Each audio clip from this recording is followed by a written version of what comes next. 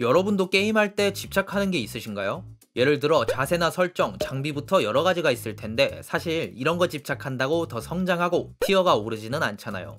그래서 오늘은 여러분들이 더 나은 실력과 점수를 얻기 위해 진짜로 집착해야 되는 것들을 한번 준비해봤습니다. 그 중에서도 게임을 제일 잘하는 천상계 유저들이 집착하는 부분들 준비해봤으니까 보시기 전에 구독과 좋아요 잊지 마시고 한번 부탁드리면서 시작해보도록 하겠습니다.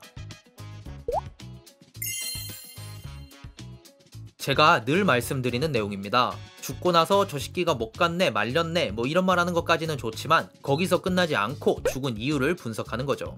이것도 자가 피드백의 일종입니다. 피드백이라는 단어 자체가 무거워서 거부감이 좀 들 수 있지만 이 정도는 쉽잖아요. 그죠? 자가 피드백이 좋은 이유가 나를 객관적으로 살펴볼 기회가 생기는 거고 덕분에 안 좋은 습관들이나 플레이들을 고칠 수 있다는 거죠. 특히 변수가 많은 경쟁전에서의 자가 피드백들은 여러 방면으로 성장하기 정말 좋은 기회입니다.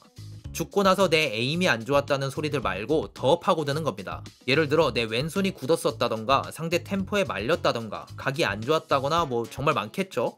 아니면 에임이 안 좋았던 이유를 찾아봐도 좋겠네요. 프레임에 실패했거나 헤드라인이 무너졌거나 이유는 진짜 많을 겁니다. 이렇게 단순히 죽은 이유를 피지컬적으로 살펴봐도 좋고 더 나아가 내 판단이 맞았는지 살펴보는 것도 뇌지컬이 좋아지는데 정말 큰 도움이 됩니다. 단순히 지금 피킹하는 판단이 맞았는지 살펴보는 것도 괜찮습니다. 이렇게 되면 내 팀원을 기다려야 됐는지 조금 더 타이밍을 벌었어야 됐는지 아니면 스킬을 활용할 수 있었는지도 생각해 볼 수 있는 거죠.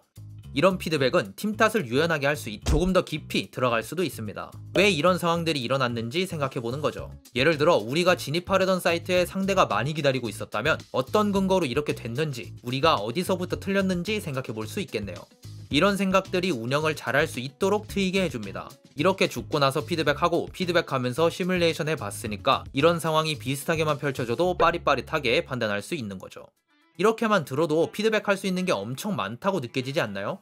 제가 말하는 것 말고도 10개는 더 넘게 말할 수 있을 겁니다. 근데 이거 다 말하고 앉아있으면 영상이 지루해지니까 그럼 님들이 보다가 끄잖아요. 그러면 저는 또 슬퍼지니까 여기까지만 하도록 하겠습니다. 무작정 팀원과 함께 플레이하라는 게 아닌 것 같겠지만 맞습니다. 근데 팀원과 둘이 나란히 있어야만 팀게임이고 떨어져 있으면 따로 하는 걸까요? 팀게임을 했다는 기준은 서로가 했던 플레이의 의도에 따라 달라집니다.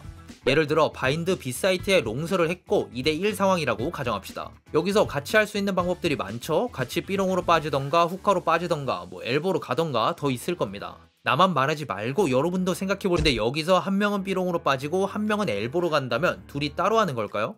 물론 상황에 따라 다를 겁니다. 상대가 어디 있는지 모른다면 이게 따로 플레이하는 걸 수도 있겠지만 계란을 나눠 담는 느낌이 될 수도 있죠. 여기서 중요한 건 나는 엘보 갈게 너는 B롱으로 가 라는 브리핑이 나왔다면 서로가 서로의 플레이를 알고 있고 의도가 충분하기 때문에 팀게임을 했다고 볼 수 있다는 겁니다. 다른 예시들도 많습니다. 러쉬 올 때 사이트에서 막자고 콜할 수도 있을 거고 전진을 나가고 싶다면 팀원의 스킬을 활용할 수도 있을 겁니다. 혼자 드라이하게 나가는 것도 방법이겠지만 언제까지고 총 하나 믿고 나갈 수는 없으니까요. 이러다가 두세 명 오는 상대한테 걸리면 그냥 난리가 나겠죠. 발로란트는 절대 혼자서 이길 수 없는 게임입니다. 팀원이 사람만 있어도 상대는 시선과 신경이 분산되니까요. 트롤만 하지 않는다면 아무리 못난 팀원이어도 결국 게임을 승리하기 위해선 함께 해야 되는 거죠. 근데 이게 진짜 쉽지 않긴 한데 발로란트는 팀게임을 잘하고 잘 이끌수록 승률이 오른다는 거 하나는 확실합니다. 그니까 제가 여러분들한테 매번 브리핑 많이 하라고 하고 팀원이랑 싸우지 말라고 하는 거죠. 근데 저도 마음에 안 들면 그냥 들이받고 싸웁니다. 우리가 점프 피킹을 하거나 무리하게 전진을 나가는 이유가 다 정보 때문입니다. 발로란트라는 게임은 정보가 너무 중요하기 때문이죠. 브리핑을 해야 되는 이유도 정보 때문인 겁니다. 맵에 찍히는 정보 외에도 스킨이나 발소리로 상대 정보를 파악할 수 있는데 이 정보들은 말해주지 않으면 멀리 있는 팀원들이 알 수 없으니까요. 이 정보들로 작게는 인원수 파악부터 크게는 상대의 행동을 읽을 수 있는데 이렇게 되면 상대가 어디에 많고 적은지 어디가 본대인지 알 수 있고 그럼 우리가 어떻게 해야 이길 수 있는지 답이 쉽게 나오기 때문인 거죠. 이 정보들을 혼자 갖고 있다면 게임을 이길 수 없겠죠. 나를 비롯해 5명 모두가 알고 있어야 게임이 잘 굴러가고 쉬워질 겁니다. 이런 의미에서 방금 전에 말했던 팀게임과도 연계되는 내용인 거죠. 또 이 정보들은 최대한 분리해서 파악할 줄 알아야 됩니다. 전에도 다뤘던 내용인데 한 번만 더 짧게 다뤄볼게요. 예를 들어 상대가 스플릿 A러쉬로 온다면 우리가 브리핑할 수 있는 방법은 총 3가지 정도가 될 겁니다. 크게 상대가 A러쉬로 온다고 말하는 거, 그리고 여러 근거들로 몇 명이 A메인에 있고 러쉬로 온다고 말해주는 거, 마지막으로 상대 스킬로 인원수를 카운팅하고 자세하게 말해주는 겁니다. 예를 들어 상대가 A메인에 레이나 눈총을 쓰고 트랩을 부수기 위해 레이즈 수류탄을 던졌다고 가정합시다. 동시에 스카이가 드론을 굴렸다면 최소한 3명이 있다는 걸 알 수 있죠. 그럼 브리핑으로 A메인에 레이나, 레이즈, 스카이 최소 3명이 있다고 브리핑하면서 A러쉬로 오고 있다고 말하는 겁니다. 이때 오멘 피해 망상도 날라온다면 A의 4명이라고 말할 수 있겠죠. 이런 정보들이 생길 때와 단순히 A러쉬 온다는 정보들이 생길 때의 플레이는 완전 다릅니다. 똑같을 수도 있겠지만 게임 특유의 변수가 사라질 수도 있다는 거죠. A러쉬 온다고 단순히 말하면 빼고보기 망설여질 수도 있을 겁니다. B메인에 럴킹이 있거나 A러쉬가 페이크면 어떡하나 별의별 생각이 다 들겠죠. 하지만 명확한 정보가 생긴다면 다를 겁니다. 방금 말했던 예시에 사이퍼의 정보까지 생긴다면 5명의 정보가 모두 생기는 거고, 그럼 총싸움은 몰라도 게임 운영은 우리 손바닥 안에 있게 되는 거죠. 상대를 뇌지컬로 이기는 게 가장 쉽습니다. 이 가장 쉬운 상황들이 정보를 다루는 행동에 의해서 생긴다는 거죠. 또 능동적으로 정보를 얻을 수 있는데 이게 바로 영역 컨트롤입니다. 상대가 게임을 천천히 하면서 정보를 아예 주지 않는 상황들 꽤 겪어보셨죠? 이럴 때 먹고 있는 땅도 없다면 게임이 진짜 답답합니다. 상대가 어디에서 뭘 하는지도 모르고 우리가 어디서 뭘 해야 될지도 모르니까요. 상대의 작은 액션에도 크게 휘청이고 속으면서 끌려다니겠죠. 이런 상황에 인포 스킬을 활용해 클리어시키고 밀고 나가거나 점프 피킹을 통해 안전한지 확인하고 밀고 나가는 등 하는 겁니다. 예를 들어 어센트 B메인을 이런 식으로 밀고 나가는데 성공했고 그 결과로 아무도 없다는 정보가 생겼다고 가정합시다. 그러면 이 행동 하나로 엄청 답답했던 상황에서 상대가 뭘 할지 훤히 보이는 상황으로 뒤바뀌게 되겠죠. 이렇게 나머지 인원들로 반대 사이트를 막고 나는 그대로 뒤를 밀어 게임을 끝낼 수도 있을 겁니다. 이런 행동들 하나하나가 쌓여 정보가 생기는 거고, 이 정보들이 상대가 뭘 할지 알려준다는 겁니다. 그러니까 정보를 얻으려다가 사고도 나고 말리기도 하는 거죠. 이 정보만 있으면 게임을 가장 쉽게 이길 수 있으니까요.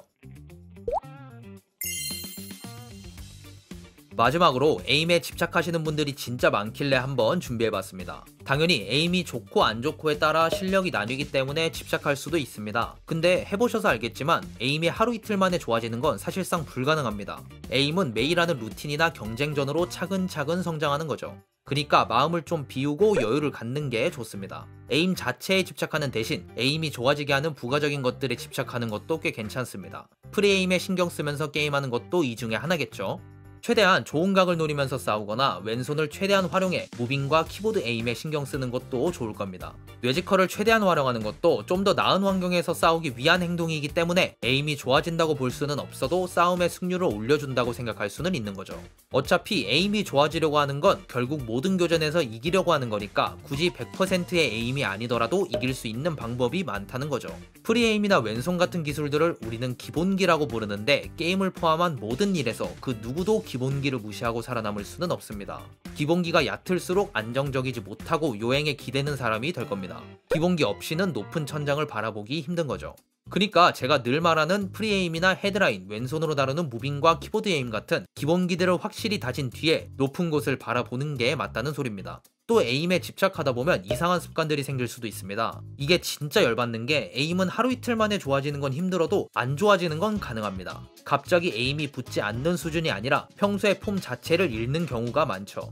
여러 습관들 같은 경우엔 다른 영상에 있어서 말하지는 않겠지만 여러분이 필요 이상으로 에임에 집착하면 안 되는 이유가 여기에도 있다는 겁니다. 단순히 많이 한다고 해서 무조건 실력이 늘지는 않겠지만 본인에게 정말 잘 맞는 연습 방법이라 해도 에임이 하루아침에 좋아지지는 않을 수도 있다는 겁니다. 물론 능력치가 있다는 가정하에 어느 한 부분을 고치기만 해도 눈에 띄게 좋아질 수는 있겠지만 평균적으로 봤을 때 이렇다는 거죠. 사실 그 어느 분야에서도 집착하는 것 자체가 좀 좋지는 않은데 꼭 필요한 부분을 전달하기 위해서 집착이라는 단어를 좀 써봤습니다. 모든 피지컬들이 성장하는 데에는 시간이 필요하지만 뇌지컬은 이거에 비하면 진짜 적은 시간이 필요합니다. 프로들이 대회를 앞뒀을 때 에임 연습은 당연히 하지만 작전이나 부가적인 뇌지컬을 중점적으로 다루는 이유가 여기에 있는 거죠.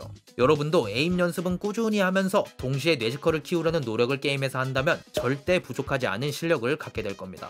그럼 오늘도 여러분의 소중한 시간 제 영상을 봐주셔서 감사하다는 말씀 드리면서 저는 다음 영상으로 찾아뵙도록 하겠습니다. 감사합니다.